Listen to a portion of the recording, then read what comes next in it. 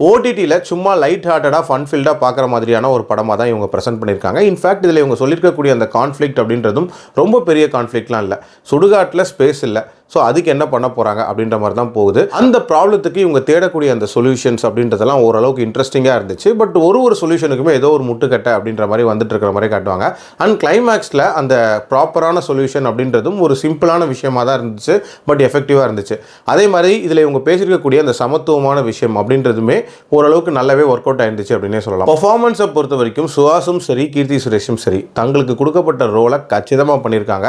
எந்த குறையுமே இல்லை. காமெடியை பொறுத்த வரைக்கும் ஒரு சில இடங்களில் ஒர்க் அவுட் ஆயிருந்தாலும் இந்த படத்தோட ஒரு முக்கியமான பிரச்சனையாக நான் அதை தான் பார்க்குறேன். அதாவது ஃபோர்ஸ்டு ஹியூமர் அப்படின்றது நிறைய இடங்களில் இதில் இருக்க தான் செஞ்சிச்சு. அதாவது இந்த காமெடி ஷோலெல்லாம் பார்த்துருப்பீங்களா, ஒரு லாஃப்டர் பேக்ரவுண்ட் மாதிரி ஒன்று போட்டு விடுவாங்க, சிரிப்பே வரலனா கூட. அந்த மாதிரியான ஒரு விஷயம் இதில் நிறைய இடங்களில் நடந்த மாதிரியான ஒரு ஃபீல் அப்படின்னு தான் இருந்துச்சு. என்னோட ரேட்டிங் இந்த படத்துக்கு 2.9 out of 5.